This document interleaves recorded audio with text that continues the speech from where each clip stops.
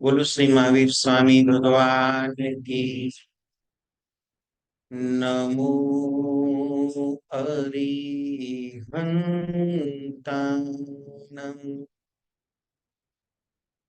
नमो सिद्धां नमो आयर्याय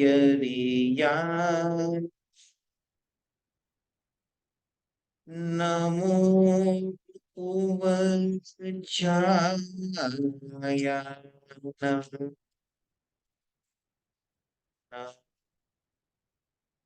वेसवसाहुणम्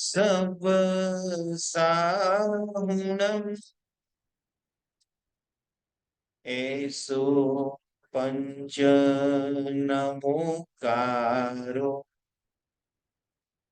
सपपावपणासनो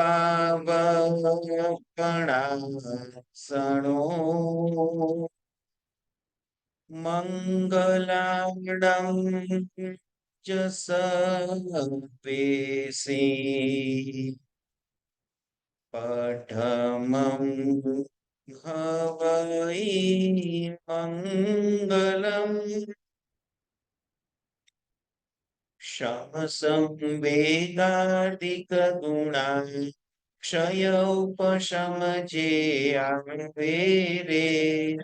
दर्शन देहि च आत्मा शून्य नामथरा वेरे वीरचिनेश्वर उपदेशे तमे सांगर्य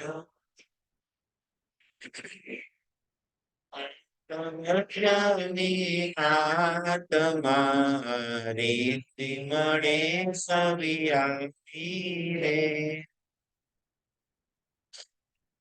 સકળ શ્રી શંકરના ચરણોમાં કોટી કોટી વંદન. તપસ્વી સૌ સુક્ષાલય હશો. શાશ્વતી ચૈત્ર માસની ઓળીનો આજે મંગલમય છઠ્ઠો દિવસ, સમ્યક દર્શન પદની આરાધનાનો દિવસ.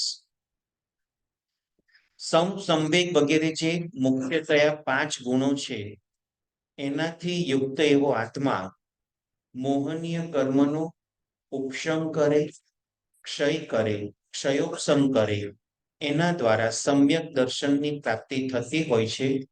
માત્ર દર્શન નામ ધરાવવાથી કંઈ ફળતું નથી. આપણે સૌ જાણીએ છીએ કે પ્રભુના શાસનમાં આ પર્વની જે કંઈ આરાધનાઓ આપણને બતાવવામાં આવી છે એ પર્વની આરાધનાઓ આપણા સમ્યક દર્શનને નિર્મળ કરવા માટે, સમ્યક જ્ઞાનની અભિવૃદ્ધિ કરવા માટે અને સમ્યક ચારિત્રમાં પ્રવેશ કરવા માટે બધી આરાધના અને સાધના બતાવવામાં આવી છે. અત્યારે આપણે સૌ જે કંઈ આરાધનામાં જોડાયા છીએ, શાશ્વતા પર્વની આરાધનામાં, કોનું છે બાબુ? રડે છે.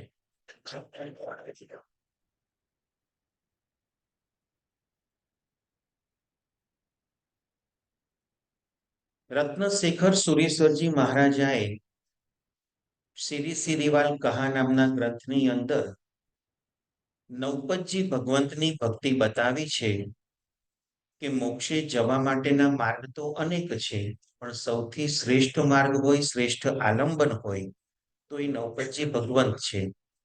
આપણે પહેલા દિવસથી એની વિચારણા કરી રહ્યા છે. એમાં શરૂઆતમાં પણ વિચારણા કરી હતી કે 9 પદની અંદર 3 તત્વનો સમાવેશ થયેલો છે: દેવ તત્વ, ગુરુ તત્વ, ધર્મ તત્વ. પહેલા 2 પદની આરાધના, અરિહંત પદની આરાધના અને સિદ્ધ પદની આરાધના દેવ તત્વ સ્વરૂપે છે. આચાર્ય, ઉપાધ્યાય અને સાધુ, આ 3 પદની આરાધના એ ગુરુ તરીકેની આરાધના છે, ગુરુ તત્વ તરીકેની આરાધના છે. અને હવે આજથી લઈ અને 4 દિવસ જે કંઈ આપણે વિચારણા કરી શકીશું એ સમ્યક દર્શન, સમ્યક જ્ઞાન, સમ્યક ચારિત્ર અને સમ્યક તપ, આ 4 ધર્મ તત્વ છે. જે પદોની આરાધના આપણને પંચ પરમેષ્ઠીમાં સ્થાન અપાવી શકે એવા ઉત્તમ આ પદોની આરાધના શાસ્ત્રકાર ભગવંતો આપણને બતાવી રહ્યા છે. દ્રવ્યથી કદાચ ઓલો રાજગૃહીનો કઠિયારો એને પણ દીક્ષા લીધી તો એ સાધુ પદમાં સ્થાન પામી ગયો. અને શ્રેણિક મહારાજા જેવા ક્ષાયિક સમ્યક્તોના ધણી છતાં એને સાધુ પદમાં સ્થાન આપવામાં આવ્યું નથી. પરંતુ અહીંયા શાસ્ત્રકાર ભગવંતો કહે છે કે દ્રવ્યથી માત્ર પ્રભુનો વેશ ધારણ કરવાથી પણ પંચ પરમેષ્ઠીમાં સ્થાન અભવી આત્માને પણ મળી જાય. પરંતુ જો સમ્યક દર્શનની વિશુદ્ધિ ન હોય, જો સમ્યક દર્શન પ્રાપ્ત કરેલું ન હોય, તો એવા આત્માનો ભાવ નિસ્તાર થતો નથી. તત્વ દ્રષ્ટિએ સમ્યક દર્શન એ ધર્મ ક્ષેત્રનું પ્રવેશ દ્વાર છે. કોઈ પણ આત્માના ભવચક્રનો અંત ક્યારે આવશે એની જો ગંભીરતાથી વિચારણા કરવામાં આવે તો જ્ઞાની મહાપુરુષો આપણને જણાવે છે કે જે વખતે પહેલી વખત આત્મા સમ્યક દર્શનની પ્રાપ્તિ કરશે ત્યારથી લઈ વધુમાં વધુ અર્ધ પૂતગલ પરાવર્ત કાળની અંદર એ આત્મા મોક્ષે પહોંચી જશે. એટલે ધર્મ ક્ષેત્રની શરૂઆત, ધર્મ ક્ષેત્રનું પ્રવેશ દ્વાર જો કોઈ હોય તો એ સમ્યક દર્શન પદ છે. સંકિત વીણ નવપૂર્વી અજ્ઞાની કહેવાય, સંકિત વીણ સંસારમાં અર્હો પરહો અથડાય.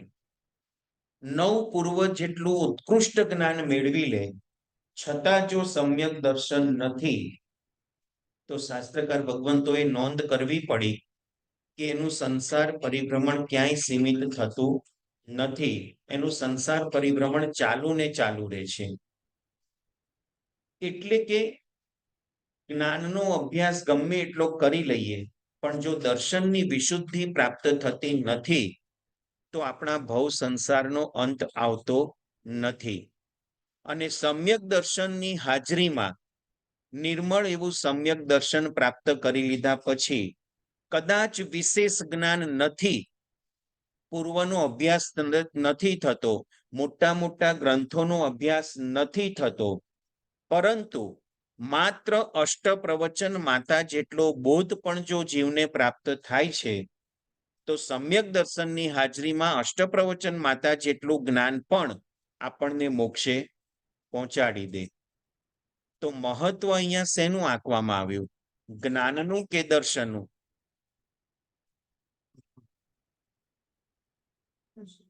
દર્શનનું મહત્વ. સમ્યક દર્શન. સમ્યક દર્શન કોને કહીશું? અહીંયા શરૂઆતમાં તો ભેદ બતાવી દીધા, સમ, સંવેગ વગેરે. એના દ્વારા સમ્યક દર્શનની જીવને પ્રાપ્તિ થતી હોય છે અથવા તો સમ્યક દર્શનના આ બધા ગુણો છે. પરંતુ સમ્યક દર્શન પ્રાપ્ત કરવા માટે આત્મા નિગોદમાંથી નીકળીને અનાદિ અનંત કાળથી પરિભ્રમણ કરી જ રહ્યો છે. એ પરિભ્રમણમાં જ્યારે અપૂર્વકરણ યથા પ્રવૃત્તિકરણ કરવામાં આવે અને રાગ દ્વેષની ગ્રંથિનો ભેદ કરવામાં આવે ત્યારે જ જીવને સમ્યક દર્શનની પ્રાપ્તિ થતી હોય છે. રાગ દ્વેષની નિબિડ ગ્રંથિનો ભેદ થાય એના પણ 3 પ્રકાર શાસ્ત્રકાર ભગવંતો બતાવી રહ્યા છે.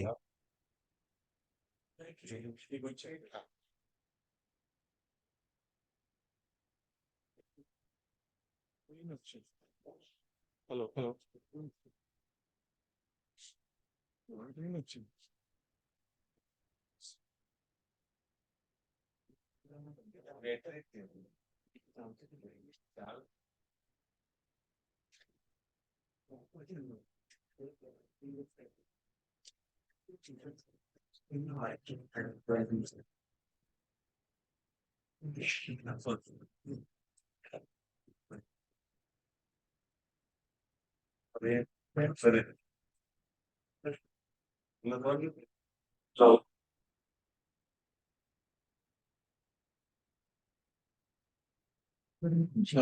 જરૂર નથી દસતો.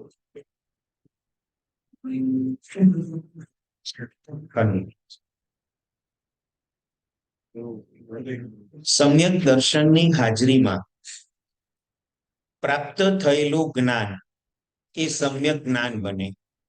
સમ્યક દર્શનની હાજરીમાં જીવનમાં આચરણમાં મૂકવતું ચારિત્ર એ સમ્યક ચારિત્ર બને. અને સમ્યક દર્શનની હાજરીમાં કરાતો તપ એ પણ સમ્યક તપ બને. જો સમ્યક દર્શન જીવને પ્રાપ્ત નથી તો ગમે એટલું પણ મેળવેલું જ્ઞાન, ગમે એટલું પાડેલું ઉચ્ચ કક્ષાનું ચારિત્ર કે ગમે એટલી કરેલી તપ ધર્મની આરાધના એ આત્માને મોક્ષ તરફ આગળ વધારી શકતી નથી. હા, કર્મની થોડી ઘણી નિર્જરા થાય, તપ ધર્મ કરીએ એટલે કર્મ નિર્જરા થાય, પણ તાંબલી તાપસની જેમ 60,000 વર્ષ સુધી તપશ્ચર્યા કર્યા પછી એણે જેટલા કર્મ ખપાવ્યા, કેટલા વર્ષ? 60,000 વર્ષ સુધી તપશ્ચર્યા કરી અને જેટલા કર્મ ખપાવ્યા, જ્ઞાની મહાપુરુષો કે છે એની સામે કમ્પેરિઝનમાં સમ્યક દ્રષ્ટિ આત્મા નવકારસી પણ કરે તો એના કર્મ વધારે ખપે. શું તાકાત છે સમ્યક દર્શનની? આ સમ્યક દર્શન મારે અને તમારે પ્રાપ્ત કરવું છે, અને પ્રાપ્ત થયેલું હોય તો વધારે નિર્મળ કરવું છે. આજે જ્યારે આ સમ્યક દર્શન પદની આરાધનાનો મંગલમય દિવસ છે, 67 સાથિયા કર્યા હશે, 67 ખમાસમણા દીધા હશે, 67 પ્રદક્ષિણા કરી હશે, 67 લોગસનો કાવસક કર્યો હશે. આ બધી જ આરાધના અને સાધના જે કંઈ પણ થઈ એના દ્વારા આપણી અંદર રહેલા દુર્ભાવો, મિથ્યાત્વના ભાવો એનું વિલીનીકરણ થઈ જાય અને સમ્યક દર્શન પ્રગટી જાય એના માટે આરાધના કરીએ છીએ. તો સમજવાની જરૂર એ રહેશે સમ્યક દર્શન કહેવાય કોને. આજે જે કંઈ આરાધના કરી એનો એક મંત્ર, દર્શન પદનો મંત્ર આવે છે, લઘુ શિક્ષક પૂજન જે રોજ ભણાવતા હતા એમને જો ખ્યાલ હોય તો સમ્યક દર્શન પદના મંત્રમાં આપણે બોલીએ છીએ, ઓમ રીમ શ્રી તત્વ રુચિ રૂપાય શ્રી સમ્યક દર્શનાય નમઃ સ્વાહા. તત્વની રુચિ થવી, જે પદાર્થો જે સ્વરૂપે રહેલા છે એ સ્વરૂપે એનો સ્વીકાર કરવો, એને તત્વ રુચિ કહેવાય. આપણા બધાની અંદર બુદ્ધિ એટલી બધી વધારે પડતી છે કે આપણી બુદ્ધિની ફૂટપટ્ટીથી દરેક પદાર્થોને માપીએ કે આનું આમ હશે, આનું આમ છે, આ ભલે બધાએ આમ કીધું પણ મને તો આમ જ લાગે છે. તો આવી જે કંઈ પણ આપણી કુબુદ્ધિ છે, દુર્બુદ્ધિ છે, એને દૂર કરી પ્રભુ વચનો ઉપર શ્રદ્ધા રાખવી. મારા પરમાત્માએ જે પદાર્થને જે રીતે જોયેલા છે, જે રીતે જાણેલા છે, એ જ રીતે આપણી સમક્ષ પ્રરૂપણા કરી છે. એક તો પરમાત્મામાં વિતરાગતા હતી, કોઈના પ્રત્યે રાગ નહોતો, કોઈના પ્રત્યે દ્વેષ નહોતો. એટલે જે કંઈ પણ રજૂઆત થાય એ એકદમ નિર્લેપ ભાવે થાય. આનું સારું થાય ને આનું ખરાબ થાય એવો કોઈ ભાવ એમને હતો નહીં. બીજા નંબરમાં અનંત જ્ઞાન અને અનંત દર્શન પરમાત્માને પ્રગટ થયેલું હતું. અને એના કારણે જેમ આપણે એકબીજાને નિહાળી શકીએ છીએ, જોઈ શકીએ છીએ, હાથમાં આમળું મૂક્યું હોય તો આમળાને સંપૂર્ણ આપણે જોઈ શકીએ છીએ, એમ પ્રભુજી 14 રાજરૂપની અંદર પરિભ્રમણ કરતા જીવ અને અજીવ તમામ તત્વોને સારી રીતે જોઈ શકતા હતા, સારી રીતે જાણી શકતા હતા. એટલું જ નહીં, એમના વર્તમાન પર્યાય નહીં પણ ભૂતકાળના પણ બધા પર્યાયો અને ભવિષ્યકાળના પણ બધા પર્યાયો એને પરમાત્મા ક્રિસ્ટલ ક્લિયર જોઈ શકતા હતા અને જાણી શકતા હતા. આ કેવળ જ્ઞાન, કેવળ દર્શનની તાકાત છે. તો આવા તમામ પદાર્થોના તમામ પર્યાયોને પ્રભુજીએ જે પોતાની દ્રષ્ટિમાં જોયા અને જાણ્યા એની રજૂઆત આપણી સામે કરી કે આ પદાર્થો આ રીતે વિદ્યમાન છે, એનો ભવિષ્યકાળ આમ છે, એનો ભૂતકાળ આમ હતો. આ જીવ આ રીતે અત્યારે જીવન જીવી રહ્યો છે, એનો ભૂતકાળ આવો હતો, એનો ભવિષ્યકાળ આવો છે. એવું તમામ જીવ અને અજીવનું જ્ઞાન પરમાત્માને સંપૂર્ણ હતું. ક્યાંય ક્ષતિ ન હતી, ક્યાંય કચાશ ન હતી અને સંપૂર્ણ દર્શન હતું. કેવળ જ્ઞાન અને કેવળ દર્શન. એની સાથે વિતરાગતા ભળેલી હતી. એના કારણે પ્રભુજીએ જે પણ તત્વની રજૂઆત કરી, જે પણ પદાર્થો આપણને દર્શાવ્યા, બતાવ્યા, એ સંપૂર્ણ ક્રિસ્ટલ ક્લિયર હતા. કોઈ જગ્યાએ કચાશ હતી નહીં. તો પ્રભુએ જેવી રીતે પદાર્થોની, તત્વોની પ્રરૂપણા કરી, તે પદાર્થોને, તે તત્વને તેવી જ રીતે સ્વીકારવા, એનું નામ છે સમ્યક દર્શન. એક્ઝામ્પલ તરીકે, પ્રભુ મહાવીરદેવ આજથી લગભગ 2500 વર્ષ પહેલા થયા. એ વખતે પ્રભુજી દેશના આપતા હતા, ત્યારે પ્રભુએ દેશનામાં ફરમાવ્યું કે અહીંયાથી જે શબ્દ બોલાય છે અને આપના કાન સુધી જે શબ્દ પહોંચે છે, એ શબ્દના પરમાણુઓ આખા એ 14 રાજલોકમાં પરિભ્રમણ કરી આવી અને પછી તમારા કાન સુધી પહોંચે છે.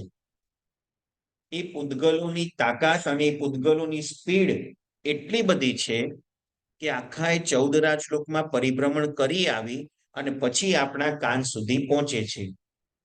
હવે એ વાતને એ જમાનામાં કદાચ ઘણાને શંકા ઊભી થાય કે જે સેકન્ડે શબ્દ બહાર નીકળે છે, એ સેકન્ડે તો અમે ગ્રહણ કરીએ છીએ, તો આ કઈ રીતે શક્ય બને? અને શબ્દ પૂતગલો અજીવ છે, જીવ તત્વ નથી. તો અજીવ તત્વ આટલું બધું ફોર્સફુલી 14 રાજલોકમાં, હોલ યુનિવર્સમાં પરિભ્રમણ કરી આવે અને પછી આપણા કાન સુધી પહોંચે, હાઉ ઇટ કેન પોસિબલ?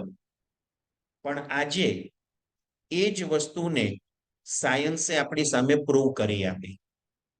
એક નાનકડું રમકડું અહીંયા બેઠા બેઠા ઓસ્ટ્રેલિયાનો નંબર ડાયલ કરવામાં આવે અને કનેક્ટિવિટી થઈ જાય, પછી અહીંયાથી જે અક્ષર કે શબ્દો બોલાય, એ જ સેકન્ડે ઓસ્ટ્રેલિયામાં રહેલો વ્યક્તિ એને સાંભળી શકે. આપણી શક્તિ એટલી બધી નથી કે ડાયરેક્ટ એને કેચ કરી શકીએ, એટલે કોઈક યંત્રના માધ્યમે, કોઈક વસ્તુના માધ્યમે પણ એ શબ્દને આપણે સાંભળી શકીએ છીએ. દુનિયાના કોઈ પણ ખૂણામાં માણસ હોય અને આપણે નંબર લગાવીએ, તો જે સેકન્ડે અહીંયાથી શબ્દ બોલાય, એ જ સેકન્ડે ત્યાં રહેલો વ્યક્તિ પણ એને સાંભળી શકે છે. સાયન્સે પરમાત્માની વાતને પ્રૂવ કરી. તો હવે આખી દુનિયા માનતી થઈ કે હા, આ શબ્દો બધી જગ્યાએ પરિભ્રમણ કરે છે. તો પ્રભુએ તો પોતાના કેવળ જ્ઞાન દ્વારા એ વખતે જોઈ લીધું હતું, જાણી લીધું હતું. એમને કોઈ એક્સપેરિમેન્ટ કરવાની જરૂર નહોતી. કોઈ પ્રયોગો પરમાત્માએ કર્યા નથી. સેટેલાઇટ છોડો અને અહીંયાથી વેવ્સ છોડો, સેટેલાઇટ કેચ કરે ને સામે પછી એને કોઈક યંત્રના માધ્યમે તમારા સુધી પહોંચાડે. પરમાત્માને તો આ બધું જ્ઞાન હતું જ. આજે જે કંઈ કમ્પ્યુટર શોધાયા છે, જે કંઈ મેમરી પાવર કમ્પ્યુટરમાં મૂકવામાં આવ્યા છે, આપણે ખાલી એક સ્વિચ દબાવીએ અને એક સાથે હજારો લાખો ફાઇલો ઓપન થઈ જાય. આ બધી જે મેમરી કમ્પ્યુટરની અંદર છે, પરમાત્માએ વર્ષો પહેલા આ વાતની રજૂઆત કરી હતી. કમ્પ્યુટર શબ્દથી રજૂઆત નથી કરી કે મોબાઈલ આવશે, કોમ્પ્યુટર આવશે ને દુનિયાની બધી માહિતી તમારી એક આંગળીમાં હશે. એ રીતે પરમાત્માએ રજૂઆત નથી કરી. પણ પ્રભુએ એ વખતે રજૂઆત કરી કે આપણા મનની અંદર, મગજની અંદર એટલી તાકાત છે કે આ દુનિયાની જે પણ ઘટનાઓ ઘટી રહી છે, એ બધી તમે કેચ કરી શકો, એને સેવ કરી શકો, સ્ટોરેજ કરી શકો અને જ્યારે તમારે એનો ઉપયોગ કરવો હોય ત્યારે એને કરી શકાય. કદાચ એ જમાનામાં પ્રભુની વાતને કોઈ સ્વીકારવા તૈયાર ન થાય, પણ આજના જમાનામાં સાયન્સે આપણી સામે પ્રૂવ કરી આપ્યું. પ્રભુજી કહે છે કે જેને વિશિષ્ટ જ્ઞાન અને દર્શન ઉત્પન્ન થયું હોય, એ દિવાલ પાછળ શું બની રહ્યું છે એને જોઈ શકે ને જાણી શકે. એ વખતે બધાને એમ થાય કે એવું બનતું હશે, નજર સામે હોય એ દેખાય, નજરથી દૂર હોય, દિવાલની પાછળ હોય, બહારના ભાગમાં હોય, કેવી રીતે દેખાય? આજે વિડીયો કેમેરા આવી ગયા. દુબઈમાં કેટલો વરસાદ પડ્યો, અહીંયા બેઠા બેઠા અમેરિકાના વ્યક્તિઓ જોઈ શકે.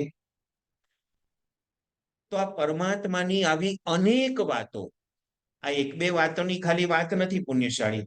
અનેક વાતો એવી છે કે જેને વિજ્ઞાને અત્યારે આપણી સામે પ્રૂવ કરીને મૂકી દીધી છે અને હવે આપણે માનતા થયા છે. પ્રભુજીએ તો પોતાના કેવળ જ્ઞાન કેવળ દર્શનમાં બધું વર્ષો પહેલા જોયેલું હતું, જાણેલું હતું.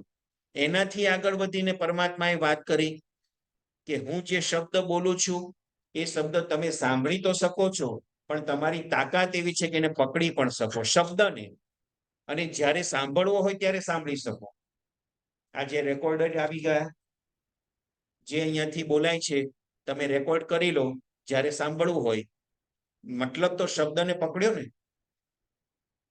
આવી અનેક વાતો પરમાત્માએ જે વર્ષો પહેલા આપણી સામે રજૂઆત કરી હતી, આજે એ જ વાતને વિજ્ઞાન આપણી સામે પ્રૂવ કરી રહ્યું છે.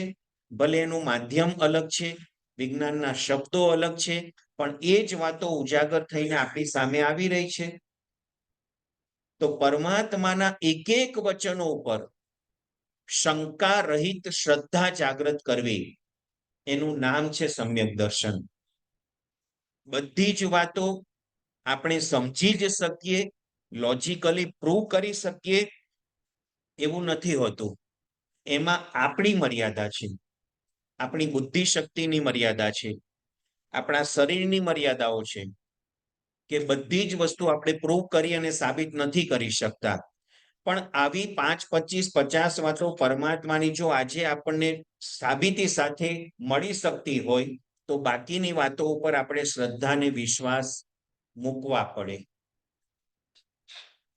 બીજા નંબરે કદાચ આપણી બુદ્ધિ શક્તિ ઘણી વધારે છે, પણ સામે સમજાવનારની બુદ્ધિ શક્તિ એટલી નથી કે આપણને પ્રૂવ કરી શકે, સમજાવી શકે. તો આપણે કહીશું કે જોયું મારી બુદ્ધિ કેવી, મેં તો એને પરાસ્ત કરી દીધો ને. આપણી વાતોને પ્રૂવ કરી જ ના શકે. એટલે પરમાત્માની વાતો બધી હંબક છે, ખોટી છે. કોણે જોયા મહાવીર થઈ ગયા હતા, કોણે જોયા ગૌતમ થઈ ગયા. આ તો બધું શાસ્ત્રમાં આપણને છે ને સારું સારું લખી દીધું છે, બાકી આ કઈ ઘટનાઓ ઘટી. જૂની જૂની વિજ્ઞાન અને ધર્મની વાતોનું કોમ્બિનેશન જો કરવામાં આવે ને, તો લગભગ 1 કલાક સુધી એની પર પણ પ્રવચન અમારા જેવા અજ્ઞાની કરી શકે ને, એટલી બધી વાતો છે. તો જે જ્ઞાની વ્યક્તિઓ હોય તો આખું કેટલું બધું લાંબો વિસ્તાર આપણને કરીને બતાવી શકે. છેલ્લે વાત એક જ આવશે કે ધર્મ એ શ્રદ્ધાનો વિષય છે. જો ખરેખર ધર્મના ક્ષેત્રમાં પ્રવેશ કરવો છે, તો પ્રભુ વચનો ઉપર અવિહળ શ્રદ્ધા રાખવી પડશે. ભગવતીજી સૂત્રમાં કહેવામાં આવ્યું, તમેવ સત્યમ નિશંકમ જમ ચિણેહિમ પવેયમ. પરમાત્મા તમે જે કીધું છે એ જ સાચું અને શંકા વગરનું છે. આવી જ્યારે અંતરંગ ભાવથી શ્રદ્ધા જાગૃત થાય, તો આપણી મિથ્યાત્વની ગ્રંથિનો ભેદ થાય, રાગ દ્વેષની પરિણતિ તૂટે અને પરમાત્માના વચનો દ્વારા પ્રાપ્ત થયેલી શ્રદ્ધા, એના દ્વારા સમ્યક દર્શન પ્રગટ થાય. સમ્યક દર્શન 3 રીતે પ્રગટે: ઔપશમિક સમ્યક્ત્વ, ક્ષાયોપશમિક સમ્યક્ત્વ અને ક્ષાયિક સમ્યક્ત્વ. હવે આ 3 શબ્દ ઘણા બધાને સમજવા માટે અઘરા પડે. શરૂઆતમાં જીવ જ્યારે સમ્યક દર્શનનું પ્રકટીકરણ કરે, ત્યારે એની અંદર ચાલતા કષાયો એને દબાવી દે, શાંત કરી દે. જે કોઈ અનંતાનુબંધી ક્રોધ, માન, માયા, લોભ વગેરે જે કષાયો હોય એને દબાવી દે. દબાવી દે એટલે શાંત કરી દે, ઉપશમ કરી દે. કાઢી નથી નાખ્યા, દબાવી દીધા છે. ઘણી વખત અચાનક ઘરમાં મહેમાન આવી જાય અને ઘરમાં બધું આડું અવળું અસ્તવ્યસ્ત પડેલું હોય, તો ઘરધણી તરત એની ઉપર કોઈ રૂમાલ સરસ પાથરી દે કે નીચેનું બધું અસ્તવ્યસ્ત છે, ખરાબ ન દેખાય. તો કચરો દૂર નથી થયો, પણ દબાવી દીધો છે. તો એ રીતે જ્યારે અનંતાનું બધી કષાયો આપણા શાંત થાય, દબાવી દેવામાં આવે, અને એના દ્વારા જે સમ્યક્ત્વનું પ્રકટીકરણ થાય, એને ઉપશમિક સમ્યક્ત્વ એટલે કે ઔપશમિક સમ્યક્ત્વ કહેવામાં આવે છે. કે કષાયોને દબાવ્યા છે, કાઢ્યા નથી. એનાથી આગળ વધીને આ ઔપશમિક સમ્યક્ત્વ અંતર્મુહૂર્ત જ ટકી શકે, એનાથી લાંબુ ટકે નહીં, કારણ કે સ્પ્રિંગ દબાવેલી છે. જેવો એને ચાન્સ મળશે, ઉછળશે. તો ઔપશમિક સમ્યક્ત્વ થોડોક સમય ટકી શકે, એને લાંબા સમય ટકાવવું હોય તો એને ટ્રાન્સફર કરવું પડે ક્ષાયોપશમિક સમ્યક્ત્વમાં. એટલે કે સ્પ્રિંગનો જે જોર છે ઉછળવા માટેનું, એ જોરને ઓછું કરવું પડે. તો થોડા ઘણા કસાયોને કાઢી નાખવા પડે, કારણ કે ચાર ભેગા થઈને જોર કરે ને, ક્રોધ, માન, માયા, લોભ, આ ચારે ચાર જ્યારે ભેગા જોર કરે ને ત્યારે ગમે એટલે આપણા દબાવ્યા હોય પણ એ સ્પ્રિંગ ઉછળવાની શક્યતા વધી જાય. પણ એમાંથી ક્રોધ, માન કે ક્રોધ અને લોભ એવી બે ત્રણ કસાયોને કાઢી નાખીએ અને એકાદ બેને દબાવી રાખીએ તો એને કહેવાય ક્ષાયોપશમિક સમ્યક્ત્વ. એટલે ક્ષય પણ કર્યો છે અને દબાવ્યા પણ છે. ક્ષય અને ઉપશમ એ બેનું ભેગું કોમ્બિનેશન એને ક્ષાયોપશમિક સમ્યક્ત્વ કહેવામાં આવે છે. એટલે થોડા ઘણા કષાયો આપણે કાઢી નાખ્યા અને થોડા ઘણા કષાયો દબાવી દીધા. એનાથી આગળ વધીને હવે મોક્ષની તાલાવેલી જોરદાર છે. મજબૂતાઈથી મારે મોક્ષ માર્ગે આગળ વધવું છે, કારણ કે સમ્યક્ત્વ દ્વારા મોક્ષનો માર્ગ ખબર પડી ગઈ. હવે મારે એ માર્ગે ચાલવું છે. હવે સંસારમાં ક્યાંય ભટકવું નથી. આ તમન્ના, આ જિજ્ઞાસા જ્યારે હૃદયમાં પ્રગટ થાય ત્યારે થશે કે મોક્ષ માર્ગે ચાલવામાં આ દબાયેલા કષાયો ક્યાંક મને અંતરાય ઉભા કરશે. સડસડાટ મારે મોક્ષ માર્ગે ગાડી આગળ વધારવી છે, તો આ દબાયેલા કષાયો ક્યારેક બમ્પ બનીને મને ગતિને અટકાવશે, તો ક્યારેક એટલું મોટું અડચણ ઊભી થશે કે ગાડી મારી સ્ટોપ થઈ જશે, ડાયવર્ઝન લેવું પડશે. એવું ન થાય તો શું કરવું? તો જે કષાયોને દબાયેલા રાખ્યા છે એને સંપૂર્ણતયા ક્ષય કરી દઈએ, સંપૂર્ણ કાઢી નાખીએ. એટલે અનંતાનુબંધી ક્રોધ, માન, માયા, લોભ એનો સંપૂર્ણ ક્ષય થઈ જાય. પ્રશ્ન છે? ઓકે. અને એની સાથે મિથ્યાત્વ મોહનીય, જે અનાદિકાળથી આત્મામાં ઘર કરેલું હતું, એ મિથ્યાત્વ મોહનીયનો પણ સંપૂર્ણ ક્ષય થઈ જાય. એટલે આપણને મોક્ષ માર્ગે આગળ વધતા અટકાવવામાં જે મોટી અડચણરૂપ આ જે કષાયો અને મિથ્યાત્વ મોહનીય હતા એનો સંપૂર્ણ ક્ષય થઈ જાય ત્યારે આત્માને ક્ષાયિક ભાવનું સમ્યક્ત્વ પ્રગટ થાય કે તમામ કષાયો ક્ષય થઈ ગયા. હવે એ કષાયો આવવાના જ નથી, કારણ કે આત્મામાંથી દૂર કાઢીને ફેંકી દીધા. હવે ક્યારે પણ આવા અનંતાનુબંધી કષાયો આવશે નહીં. એટલે સંપૂર્ણતયા જેનો ક્ષય કર્યો એને ક્ષાયિક ભાવનું સમ્યક્ત્વ કહેવામાં આવે છે. તો આ ત્રણ પ્રકારના સમ્યક્ત્વમાં જીવ જ્યારે શરૂઆતમાં રાગ દ્વેષની ગ્રંથિ ભેદ કરી અને પહેલી વખત સમ્યક્ત્વની પ્રાપ્તિ કરે ત્યારે ઔપશમિક સમ્યક્ત્વ હોય છે. ત્યારબાદ એનો સાચા માર્ગનો પુરુષાર્થ થાય તો ઔપશમિક સમ્યક્ત્વ ક્ષાયોપશમિકમાં ફેરવાય છે. અને જો સાચા માર્ગે ન આગળ વધે, થોડો ક્ષણ માટે સમ્યક્ત્વ આવી ગયું પણ પાછા સંસાર ભાવની અંદર રમણતા ચાલુ થઈ ગઈ, તો એ આવેલું સમ્યક્ત્વ ચાલ્યું જાય, ફરીથી જીવ મિથ્યાત્વમાં જતો રહે. આવું આખા ભવચક્રમાં વધુમાં વધુ 5 જ વખત બને કે જીવ ઔપશમિક સમ્યક્ત્વનું પ્રાપ્તિકરણ કરે. એનાથી વધારે ઔપશમિક સમ્યક્ત્વ આવે નહીં. એટલે ઉપશમ સમ્યક્ત્વ, દબાવેલું સમ્યક્ત્વ. બીજા નંબરનું ક્ષાયોપશમિક, કે એક વખત ઉપશમ આવી ગયો, હવે એને અમુક કષાયો ક્ષય કર્યા અને અમુક કષાયોને દબાવ્યા, તો એના દ્વારા જે સમ્યક્ત્વ આવે એ જીવ મોક્ષે ન પહોંચે ત્યાં સુધીમાં અસંખ્ય વાર એ સમ્યક્ત્વ આવે પણ ખરું અને અસંખ્ય વાર જાય પણ ખરું. અને ત્રીજા નંબરનું સમ્યક્ત્વ એવું છે ક્ષાયિક સમ્યક્ત્વ. એક વખત એક ક્ષાયિક સમ્યક્ત્વનું પ્રકટીકરણ થાય પછી મોક્ષે પહોંચે ત્યાં સુધી એ સમ્યક્ત્વ જતું નથી. ઇવન તો મોક્ષની અંદર પણ એ સમ્યક્ત્વ સાથે છે, જેને અનંત દર્શન નામનો સિદ્ધ ભગવાનનો ગુણ કહેવામાં આવે છે. ક્ષાયિક સમ્યક્ત્વ જીવને પ્રાપ્ત થઈ જાય એટલે અવશ્ય, જો એનું આયુષ્ય પહેલા ન બંધાયું હોય તો અવશ્ય એ જ ભવમાં જીવ મોક્ષે પહોંચી જાય. આ ક્ષાયિક સમ્યક્ત્વની તાકાત છે. પરંતુ શ્રેણિક મહારાજાની જેમ ક્ષાયિક સમ્યક્ત્વનું પ્રગટીકરણ થયું એની પહેલા બીજા ભવનું આયુષ્ય બાંધી દીધું છે. તો એમને નરક ગતિમાં પણ જવું પડે, પણ ત્યાં એનું સમ્યક્ત્વ ઝળહળતું છે.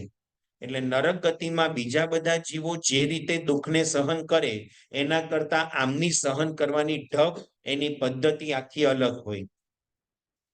બીજા બધા જીવો જ્યારે દુઃખ આવે ત્યારે ઘણો ઓહાપો કરે, ઘણી હાઈવોય કરે, અને પરમાધામી દેવતાઓ દુઃખ આપતા હોય નરકના જીવોને તો એની સામે લડવા માટે, એની સામે ઝઘડવા માટે પોતે તૈયાર થઈ જાય. એની તાકાત નથી કે દેવતાની સામે લડી શકે, પણ રિએક્શન તો આવી જાય કે હું એને મારી નાખું. ઘણી વખત આપણે નાના છોકરા હોય ને જો ટપલી મારીએ ને તો એ આપણી સામે ઝઘડવા તૈયાર થઈ જાય ગુસ્સામાં.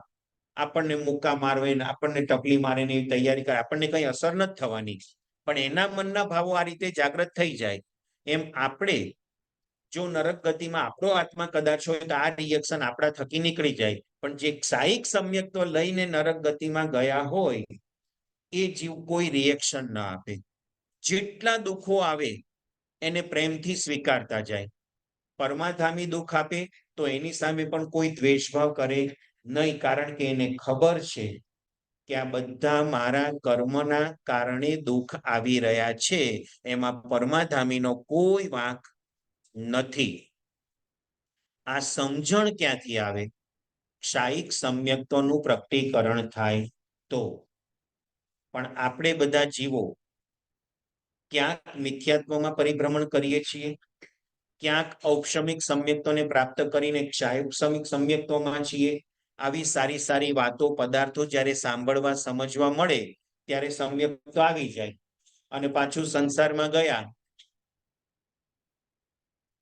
આજે તો સેટરડે સન્ડે વીકેન્ડનો સમય, આ ટેમ્પલ વાળા આખા દિવસના પ્રોગ્રામ રાખ્યા, અમારે કઈ હરવા ફરવા જવાનું કે નહીં? છોકરાઓ બૂમાબૂમ કરે કે અમને ક્યાંક બહાર લઈ જાઓ, રેસ્ટોરન્ટમાં લઈ જાઓ, પિક્ચર જોવા લઈ જાઓ. એટલે આપણે પણ એ ભાવમાં ખેંચાઈ જઈએ. આવેલું સમ્યક તો પાછું જતું પણ રહે. એવું નથી કે જતું જ રહે, જો આપણે ત્યાં પણ ભાવ ટકાવી શકીએ ને તો બાહ્ય પ્રવૃત્તિ કદાચ આપણી સંસારની દેખાય પણ ખરી, પાપ પ્રવૃત્તિ દેખાય પણ ખરી, પણ સમ્યક તો અંદરથી ઝળહળતું હોય તો આત્માની જાગૃતિ હોય કે હું આ પરિવાર લઈને બેઠો છું ને એની જવાબદારીમાં આ બધા કામો મારે કરવા પડે છે. ભવિષ્ય બસ મારું એવું હોય કે પરિવાર જ ન હોય, ઉભો લઈને નાચતો હોય. કોણ કહેવા આવે કે પિક્ચર જોવા આવો, કોણ કહેવા આવે રેસ્ટોરન્ટમાં ચાલો. એટલે પ્રભુએ તો આ માર્ગ કેવો સરસ ચીંધી દીધો છે, પણ મારી નબળાઈ છે કે હું એ માર્ગને અનુસરી શકતો નથી. આ રીતે સંકિતી આત્માના હૃદયમાં પાપ પ્રત્યેની તીવ્ર વેદના સતત ચાલતી હોય અને એ કદાચ પાપ કરે પણ ખરો તોય બિંદાસપણે એકદમ નિર્દમ્ભ ભાવે ક્યારે પણ પાપ કરે નહીં. એટલે જ ગાથામાં લખવામાં આવ્યું, સમદિઠ્ઠી જીવો જય વિહુ પાવમ સમાયરે કિંચી અપોસી હોય બંધો જેણ ન નિધમ દસમ ગુણઈ. તો મારે અને તમારે સમ્યક દર્શનની પ્રાપ્તિ કરવી છે. કેવી રીતે કરીશું? બાળ જીવો માટે સમ્યક દર્શનનો સ્વીકાર કેવી રીતે થાય? ગુરુ ભગવાનની નિશ્રા હોય, નાણ મંડાણી હોય અને ગુરુ ભગવાનના માર્ગદર્શન અનુસાર બધું કાર્ય કરીએ તો શ્રેષ્ઠ વાત છે. પણ અત્યારે આપણે બધા પંચ મહાવ્રત ગુરુ ભગવાનથી ઘણા બધા દૂર બેઠા છીએ. આ ક્ષેત્રની અંદર, આ કાળની અંદર અત્યારે સમ્યક્ત્વને ગ્રહણ કરવું છે તો થઈ શકે કે નહીં? તો શાસ્ત્રકાર ભગવંતો એના માટે પણ આપણને માર્ગદર્શન આપી રહ્યા છે કે તમે જો હૃદયથી અરિહંત પરમાત્માને હૃદયમાં ધારણ કરો કે અરિહંત પરમાત્મા સિવાય કોઈ દેવને હું નમીશ નહીં, કોઈ દેવ પાસે મારું માથું ઝૂકશે નહીં, માત્ર અરિહંત તત્વ જ મને મોક્ષ સુધી પહોંચાડશે, એ સિવાય બીજા કોઈની તાકાત નથી કે મને મોક્ષ સુધી પહોંચાડે. આવી અંતરંગ શ્રદ્ધા અરિહંત પરમાત્મા પ્રત્યે હોય, એ અરિહંત પરમાત્માના અનુશાસનને અનુસરી અને જે મહાપુરુષો પંચ મહાવ્રતને સરસ રીતે પાડી રહ્યા છે, જેઓ માત્ર મોક્ષ માર્ગની સાધનામાં પોતાનું જીવન ગુજારી રહ્યા છે અને એમની સમીપમાં આવતા આત્માઓને પરમાત્માની ઓળખાણ આપી પરમાત્મા સાથે જોડાણ કરાવી આપનાર છે, એવા પંચ મહાવ્રતધારી ગુરુ ભગવંતો એ જ મારા ગુરુ. એ સિવાય બીજા કોઈને ગુરુ તરીકે હું સ્વીકાર કરું નહીં. અને ત્રીજા નંબરે એ અરિહંત પરમાત્મા દ્વારા જે ધર્મની પ્રરૂપણા કરવામાં આવી, દાન, શીલ, તપ અને ભાવ, 4 પ્રકારના ધર્મની પ્રરૂપણા કરવામાં આવી છે. એ પરમાત્માના ધર્મનો સાચા ભાવથી સ્વીકાર કરવો, અન્ય કોઈ જગ્યાએ માથું ટેકવવા માટે કે ચાદર ચડાવવા માટે કે કોઈ જગ્યાએ જવું નહીં. માત્ર એ અરિહંત પરમાત્માના ધર્મનો સ્વીકાર કરી અને હું મારા આત્માને પરમાત્માને ચરણે સમર્પિત કરું. આ રીતે પરમાત્માના ધર્મનો સ્વીકાર આ સમ્યક દર્શન પ્રાપ્ત કરવા માટેનો મુખ્ય પાયો છે. સંથારા પોરીસી સૂત્ર જો કોઈને આવડતું હોય તો એની અંદર આ ગાથા મૂકેલી છે. અરિહંતો મહદેવો જાવત જીવમ સુસાહુણો ગુરુણો જીણપન્નતમ તત્તમ ઈય સંમતમ મયે ગહ્યમ. તો આ રીતે આપણે પણ આ ક્ષેત્રની અંદર, આ કાળની અંદર સમ્યક દર્શન પ્રગટાવવા માટેનો પુરુષાર્થ કરી શકીએ છીએ ને સમ્યક દર્શન મળી શકે છે. ક્યાંય શાસ્ત્રમાં એવું નથી લખ્યું કે આર્ય દેશમાં જ સમ્યક પ્રાપ્ત થાય, અનાર્ય દેશમાં ન થાય. પરમાત્મા હોય ત્યારે જ પ્રાપ્ત થાય, પ્રભુજી ન હોય ત્યારે પ્રાપ્ત ન થાય, એવું ક્યાંય ઉલ્લેખ નથી. એ આગળ વધીને તો ત્યાં સુધી લખ્યું છે કે છઠ્ઠા આરાના જીવોમાં પણ કોઈકને સમ્યક દર્શન પ્રાપ્ત થઈ શકે. એથી આગળ વધીને લખ્યું ખાલી મનુષ્ય ગતિમાં નહીં, તિર્યંચ ગતિમાં પણ સમ્યક દર્શન પ્રાપ્ત થઈ શકે અને નરક ગતિમાં પણ સમ્યક દર્શન પ્રાપ્ત થઈ શકે. જો આપણી વિચારધારા, આપણા ભાવ બદલાય અને પ્રભુ શાસનની અનુશાસન સ્વીકારવાની જવાબદારી, એ શ્રદ્ધા આપણા હૃદયમાં પ્રગટ થાય તો આપણે પરમાત્માના આ વચનોને સારી રીતે અવગાહન કરી અને સમ્યક દર્શનનું પ્રગટીકરણ કરી શકીએ. અને એક વખત જીવને સમ્યક દર્શન પ્રગટી ગયું એટલે મોક્ષે જવાનો પાસપોર્ટ અને વિઝા મળી ગયા.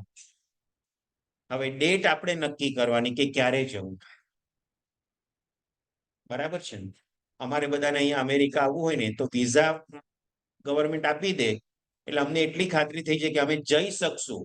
હવે ક્યારે જવું, કેવી રીતે જવું, ક્યારે પહોંચવું, એ આપણા હાથની વાત છે. એમ પ્રભુ તરફથી આપણને મોક્ષનો પાસપોર્ટ અને વિઝા મળી ગયા. હવે જેને જેને વિઝા મળ્યા છે એને જવાની ઉતાવળ કેટલી છે? ચાલો. હા, જો માસી સરસ કે છે કે વિઝા મળ્યા છે કે નહીં પહેલા એ તો નક્કી થવા દો, પછી જવાની ઉતાવળ કરીએ કે ભાઈ વહેલા વહેલા જવું છે કે નહીં. સાચી વાત છે. આ સમ્યક દર્શન વધુમાં વધુ સંસારમાં આપણે જો પરિભ્રમણ કરીએ ને તો પણ સમ્યક દર્શનની એ તાકાત છે કે વધુમાં વધુ અર્ધ પૂતગલ પરાવર્ત કાળની અંદર આપણને મોક્ષે પહોંચાડી દે. પણ એટલે બિંદાસ બનીને બેસી જવાની જરૂર નથી.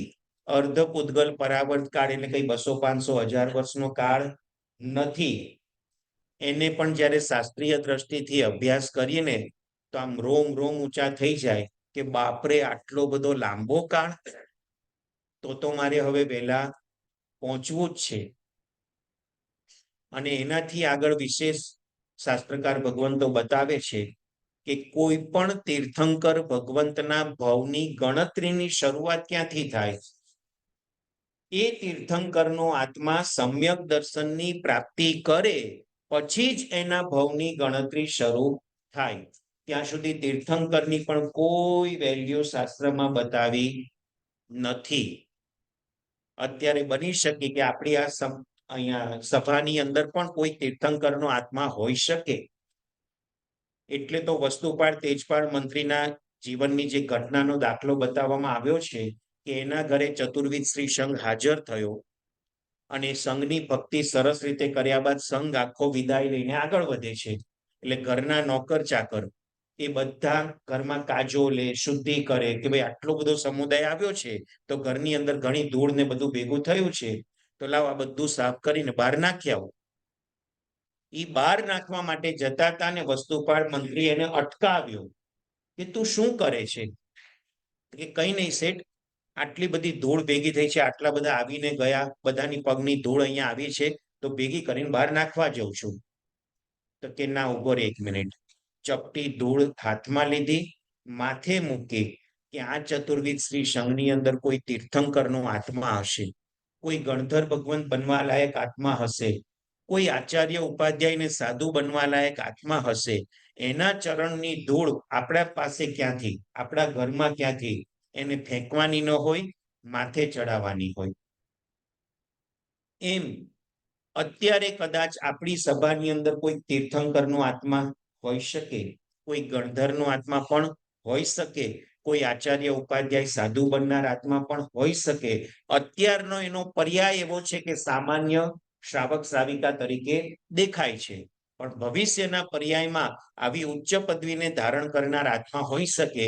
પણ શાસ્ત્રકાર ભગવંતોએ લખી દીધું કે તીર્થંકરનો આત્મા પણ જ્યાં સુધી સમ્યક દર્શનની પ્રાપ્તિ કરતો નથી ત્યાં સુધી એના ભવની કોઈ કિંમત શાસ્ત્રમાં બતાવવામાં આવી નથી. દરેક પરમાત્માનું જીવન ચરિત્ર ત્રિષષ્ઠી સલાકા પુરુષમાં દર્શાવવામાં આવ્યું છે. એ દરેક તીર્થંકર ભગવાનના જીવન ચરિત્રની ઘટનાનું વર્ણન કલિકાળ સર્વજ્ઞ હેમચંદ્રાચાર્ય મહારાજાએ શરૂઆત ક્યાંથી કરી? તો કે જે ભવમાં સમ્યક દર્શનની પ્રાપ્તિ કરી ત્યારથી એનો પહેલો ભવ ગણ્યો. આપણે પણ મહાવીર સ્વામી ભગવાનના 27 ભવ ગણીએ છીએ ને, એમાં પહેલો ભવ કયો? એટલે એનો મતલબ એવું કે એની પહેલાનો કોઈ ભવ જ નહીં હોય. અરે ઘણું બધું પરિભ્રમણ એમના આત્માએ પણ કર્યું, પણ એની કોઈ કિંમત નહીં. અને જ્યારથી સમ્યક દર્શનનું પ્રાપ્તિકરણ થયું ભગવાન મહાવીરને, ત્યારથી દરેક ભવની એને નોંધ લીધી કે આ ભવ પછી આ ભવમાં ગયા, આ ભવથી આ ભવમાં ગયા, એમ કરતા કરતા 27મા ભવમાં પરમાત્મા મોક્ષે પહોંચ્યા. એની વચ્ચે એકેન્દ્રિયના ભવ તો ઘણા બધા થયા, પણ એની ગણતરી નથી લીધી. પણ પંચેન્દ્રિયપણાના મોટા મોટા ભવની ગણતરી લેવામાં આવી છે. પરમાત્મા મહાવીર દેવના 27 ભવના સ્તવનમાં પણ આ કડી મૂકવામાં આવી છે.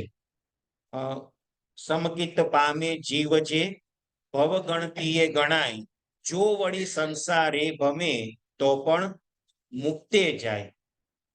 એટલે સમકિત એક વખત જે જીવ પામે પછી જ એના ભવની ગણતરી શરૂ થાય. અને એટલું જ નહીં, એ સંસારમાં પરિભ્રમણ કરે તો પણ છેલ્લે મોક્ષે તો પહોંચે જ.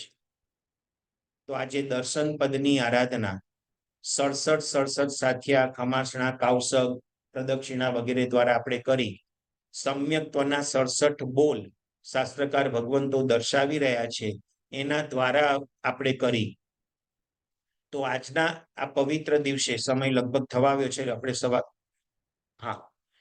તો આપણે જે કંઈ આજે સમ્યક દર્શન પદની આરાધના કરીએ છીએ, કરવાના છીએ, ઓમ રીમ નમો દંસણસ્સ એનો જે જાપ કરવાના છીએ, એના દ્વારા આપણા હૃદયમાં રહેલું મિથ્યાત્વનું વમન થઈ જાય. જે કંઈ બધી જગ્યાએ મન ભટકે છે એ ભટકતું અટકાવીને પરમાત્મામાં સ્થિર થાય, પરમાત્માના વચનો સ્વીકારાય અને એના દ્વારા સમ્યક દર્શનનું પ્રકટીકરણ થાય, તો જ આપણા ભવ સંસારનો અંત આવશે. આ ભાવથી આપણે સમ્યક દર્શન પદની આરાધના કરી, મિથ્યાત્વનું વમન કરી, નિર્મળ એવા સમ્યક્ત્વને ધારણ કરી જલ્દીમાં જલ્દી આપણે મોક્ષ સ્થાને પહોંચીએ, એ જ અભિલાષા. જીનાજ્ઞા વિરુદ્ધ કાંઈ પણ બોલાયું હોય તો મિચ્છામી દુક્કડમ. આમ આપણો સમય 11:30 પણ આજે થોડુંક કાર્ય પાછળના ઘણા બધા છે. આંબેલના તપસ્વીઓને આંબેલ પછી આપણે ઉપવસગરમ પૂજન વગેરે છે, એટલે અત્યારે થોડું 5 કલાક આપણે વહેલું આજે સ્વાધ્યાય પૂરો કરીએ છીએ. જીનાજ્ઞા વિરુદ્ધ બોલાયું તો મિચ્છામી. ચાલો જાહેરાત થઈ. હા, પ્રશ્ન. હાજી હાજી.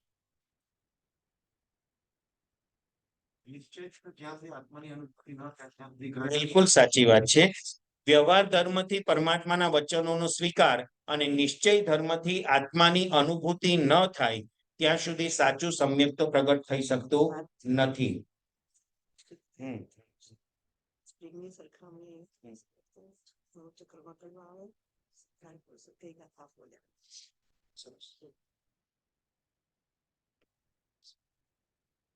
આપણા સ્વાધ્યાય દરમિયાન એક શાસ્ત્રનું વાક્ય હું બોલ્યો હતો, ત્વમેવ સજ્જમ નિશંકમ જમ જીણેહિમ પવેયમ. આ કયા ગ્રંથની અંદર વાક્ય આવે છે? આંગળી ઊંચી કરશો. પ્રમોદભાઈની આંગળી ઊંચી છે. બેનુમાં પાછળ બોલો. સરસ. ભગવતી સૂત્રની અંદર આ વાત આવે છે. ખૂબ ખૂબ અનુમોદના. 3 પ્રકારના સમ્યક્તોની આપણે વિચારણા કરી. એમાં મજબૂત સ્પ્રિંગ જેવું સમ્યક્ત્વ કયું? પાછળ બેન. સરસ. ઔક્ષમિક સમ્યક્ત્વ. ક્ષાયિક સમ્યક્ત્વમાં સ્પ્રિંગ આવે જ નહીં, નીકળી જ જાય સ્પ્રિંગ, એટલે કોઈ પ્રેશર જ ન આવે. ઔક્ષમિક સમ્યક્ત્વ એની અંદર આપણે સ્પ્રિંગનું એક એક્ઝામ્પલ લીધેલું હતું. સમ્યક્ત્વને અહીંયાના ક્ષેત્રમાં આ કાળમાં પણ પ્રાપ્ત કરવા માટે હું સંથારા પોરીસી સૂત્રની એક ગાથા બોલ્યો હતો. એ ગાથા કોને આવડે છે? બોલો. સરસ, અનુમોદના. ઔક્ષમિક સમ્યક્ત્વ આખા ભવચક્રમાં કેટલી વાર જીવને પ્રાપ્ત થાય?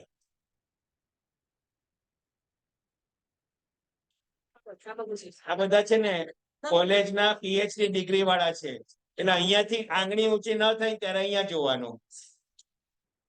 અનુમોદના છે તમારી. મિચ્છામી દુક્કડમ. પણ હવે પાછળ વાર બધા બહેનો બોલે છે તો 5 વાર ઔક્ષમિક સમ્યક્ત્વ 5 વખત પ્રાપ્ત થતું હોય છે. આગળ સમય ઘણો બધો, પછી હજી બીજું સંઘનું કાર્ય પણ છે.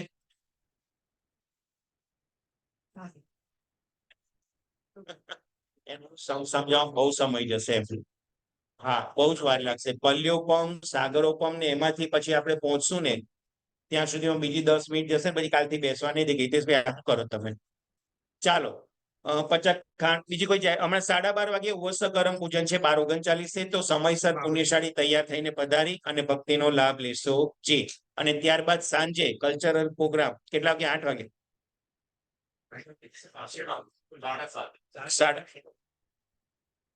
અચ્છા, ચાલો. મિચ્છામી દુક્કડમ. મારે કઈ બોલવું નથી, બધાને ખબર જ છે.